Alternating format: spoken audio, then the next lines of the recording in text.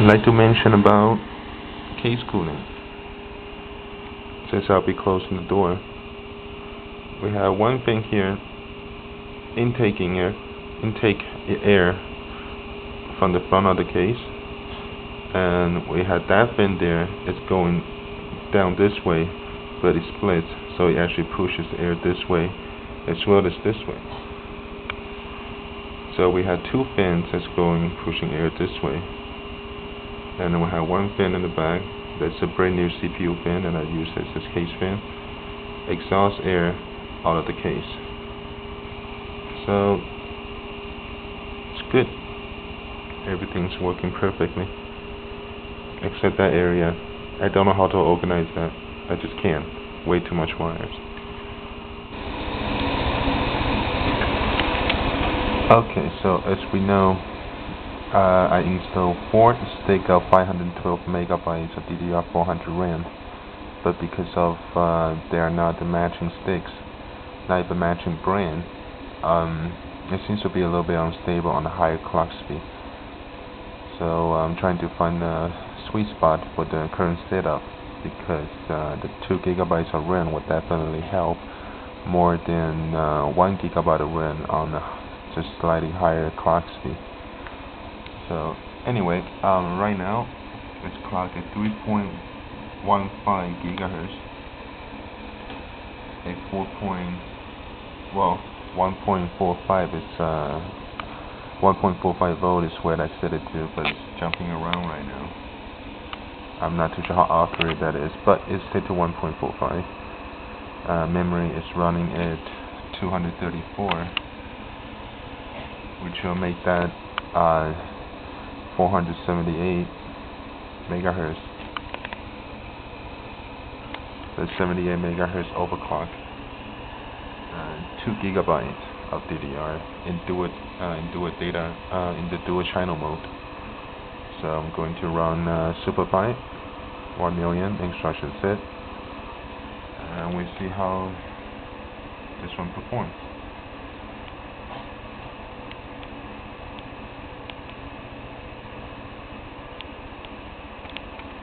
So far so good.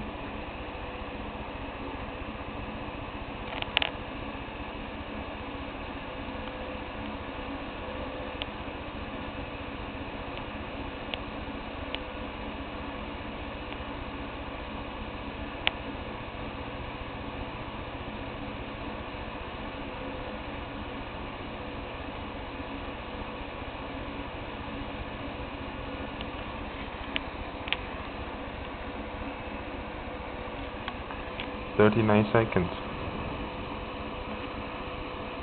39 seconds. That reminds me of something. 1 second. 39 seconds. Yep. It would take up to 3.64 gigahertz before, when I had just 1 gigabyte of RAM, and I had to have the voltage run up to 1.53 volts to get that, and then that's how I got 39 seconds. That was just last week. So the SuperPi performance is actually surplus than it was with just 1 gigabyte of RAM. But also note that the RAM speed was not overclocked. It was actually declocked by a little bit, because the motherboard setup only allows me to have 266 megahertz, 320 megahertz, or 400 megahertz. So right now I have set it to 400 megahertz, which is 78 megahertz overclock, and before it was 192, which makes it 394 megahertz. 6 megahertz slower than its default speed.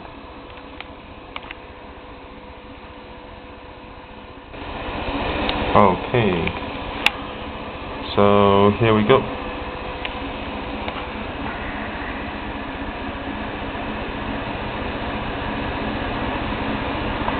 So we know this will run on CPU and the memory at 100% for sure.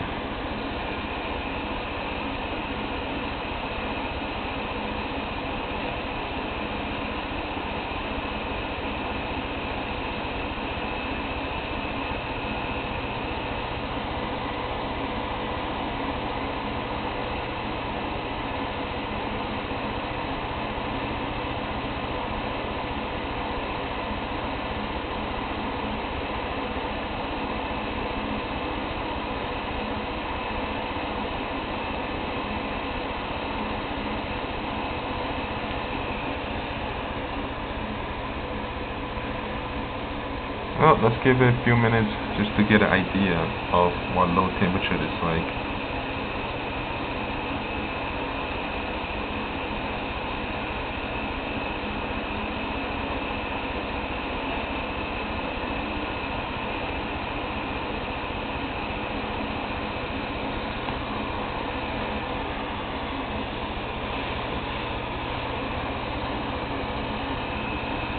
Looks like it's going back and forth in the high 40s, which I said is pretty good for a Prescott CPU, because they are known to be very hot. Actually, they're famously known to be very, very hot chips. And the cooler, it's only $12.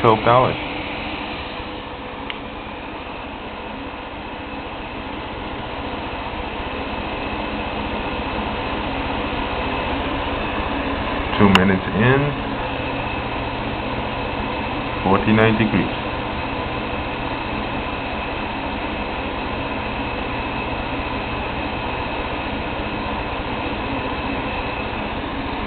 So far, no errors.